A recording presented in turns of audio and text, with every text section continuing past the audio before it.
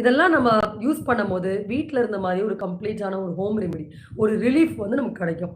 சரி ஓகே. இப்ப இந்த சைனோசைட்டிஸ் ப்ராப்ளம்க்கான ஹோம் ரெமெடிஸ் பத்தி நம்ம வரிசையா பார்த்துட்டு வரலாம். இதுக்கான காரணம் பத்தி நம்ம நல்லா பார்த்தாச்சு.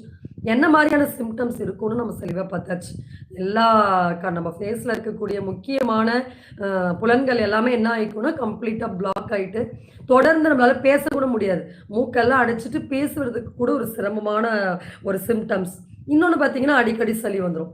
சளி பிடிச்சுக்கும். அடிக்கடி சளி பிடிச்சுக்கும். அடிக்கடி ஃபீவர் வரும். ஸோ இந்த மாதிரியா தொடர்ச்சியா அந்த ஒரு சர்க்கிள்குள்ளேயே இந்த ப்ராப்ளம் வந்து சுத்தி, சுத்தி நம்மள அஃபெக்ட் பண்ணக்கூடிய ஒரு விஷயமா இருக்கு. சரி ஓகே. நம்ம சர்ஜரி பத்தின டீட்டெயில்ஸ் எல்லாமே பார்த்துட்டோம். ஸோ இப்ப இதற்கான ஒரு ரிலீவிங் மெஷர்ஸ் என்ன?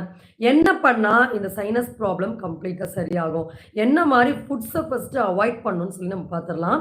இந்த சைனஸ் ப்ராப்ளம் இருக்கவங்க கொஞ்ச நாளுக்கு எவ்வளோ நாளுக்கு உணவு கட்டுப்பாடு தேவைன்னா, ஒரு